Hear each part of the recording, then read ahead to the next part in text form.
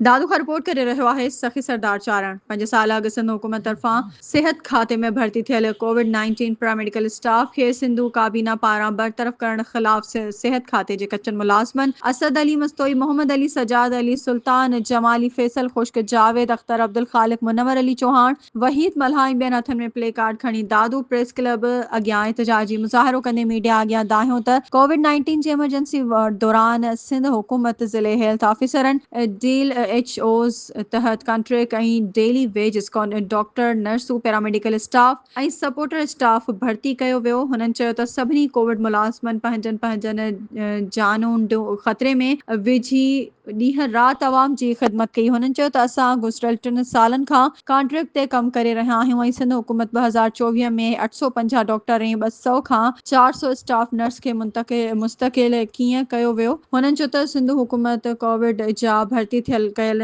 2400 paramedical staff मुस्तक़िल करण बजाए उल्टो बरतरफ़ करे छॾियो आहे। हुननि चयो त सेक्रेटरी सिहत रिहान बलोच ऐं डॉक्टर असद खत्री कोविड अमले जे मुस्तक़िल थियण बाबति तयारु कयल समरी खे ग़लति अंदाज़ में सिंध काबीना में पेश कई आहे, जंहिंजी असीं सख़्त मज़म्मत कयूं था। हुननि चयो त PP हुकूमत ऐं सिंध हुकूमत जो मौक़िफ़ इहो आहे त कोविड खे ख़तमु कयो वञे त पोइ PP हुकूमत ऐं सिंध हुकूमत नर्सिंग ऐं डॉक्टरनि खे मुस्तक़िल छो कयो वियो। PP हुकूमत ऐं सिंध हुकूमत हज़ारे ख़ानदाननि जा मुस्तक़बिल दाव ते लॻाए छॾियो। हुननि PP हुकूमत ऐं सिंध हुकूमत खे चितारींदो त ख़बरदार कयो त कोविड मुलाज़िमनि खे मुस्तक़िल न कयो वियो त एहतजाजी तहरीक जो दाइरो पूरे पाकिस्तान ताईं वधायो वेंदो।